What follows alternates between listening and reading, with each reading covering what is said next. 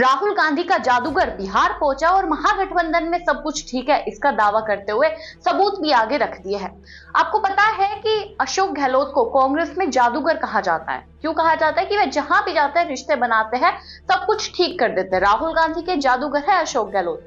तो इसी बीच जिस तरीके की खबरें बिहार से सामने आ रही थी इंडिया अलायंस को लेकर, विपक्षी गठबंधन को लेकर, उन सभी अटकलों पर अब सब कुछ साफ हो गया है कि महागठबंधन एकजुट है, एक साथ है। अशोक गहलोत पहुंचते हैं बिहार। पहले वे लालू यादव के घर पहुंचते हैं। इसकी एक तस्वीर भी वायरल हो रही है जिसमें तेजस्वी यादव, लालू यादव, अशोक गहलोत और राबड़ी देवी चारों लोग मौजूद आते हैं। ये एक कमरे में बैठक हुई जिसमें शायद से सीट शेयरिंग को लेकर बात हुई हो, मुख्यमंत्री चेहरे को लेकर बात वहीं फिक्स्ड हुई हो। इसी वजह से आगे वह घोषणा भी करते नजर आता है।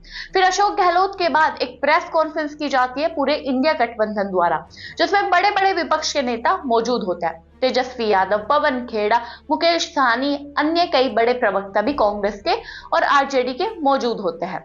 तो इसी बीच अशोक गहलोत प्रेस कॉन्फ्रेंस करते हुए बड़ा बयान देते, बड़ी घोषणा करते नजर आते हैं इंडिया अलायंस की तरफ से। क्या है वह घोषणा?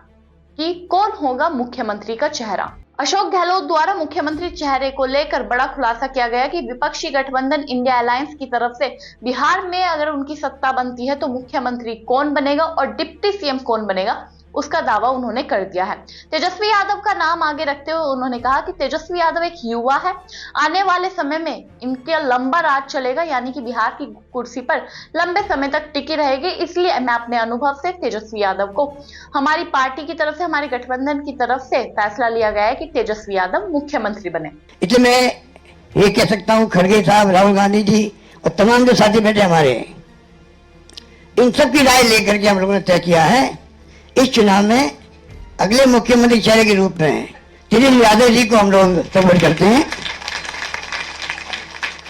जो एक नौजवान है, लंबा फ्यूचर है इनके साथ में, और मेरा अनुभव से मैं कह सकता हूं जिसका लंबा फ्यूचर होता है पब्लिक उनको साथ देती है। ये नौजवान है, कमिटमेंट रखते हैं। पिछली बार जो स्लोगन दिए थे, नौकरी के दो या कोई दो, या जो वादे किए थे उसमें खरे उतरे। तो ऐसा व्यक्तित्व आपके सामने नौजवान के रूप में आया है। सोच समझ के सबने फैसला किया है। ये नेता के रूप में उत्तरी मैदान में राहुल गांधी जी ने मिलकर जो यात्रा करी थी, बड़ा इम्पैक्ट है।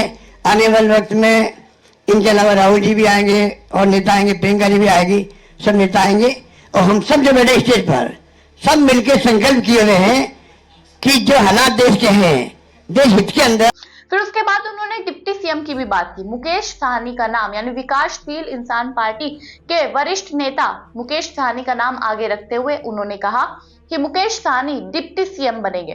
फिर उन्होंने यह भी कहा कि एक और डिप्टी सीएम होगा, लेकिन वो बाद में, चुनाव के बाद तय किया जाएगा। वो ऐसी जाति से आएगा जिस तरीके के बिहार में इतनी जाति है जो नीची जाति है, जिनके बारे में कोई सोचता नहीं, उन नेताओं के बीच में से, उन जातियों के बीच में से वह नेता उठकर आएगा और उसे डिप्टी सीएम हमारा गठबंधन बनाएगा। ये बात अशोक गहलोत द्वारा कही गई।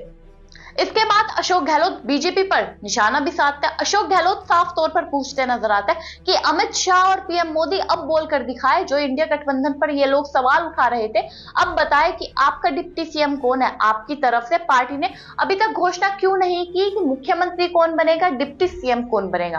हालांकि ये बात उनकी सही भी है। पिछले कुछ समय से लगातार ये खबरें सामने आ रही है कि नीतीश कुमार मुख्यमंत्री बनना चाहते हैं, लेकिन एनडीए उनको मुख्यमंत्री नहीं बनाना चाहता। दोस्तों, आपकी इस पर क्या राय है? कमेंट बॉक्स में जरूर बताइएगा। तब तक के लिए नमस्कार।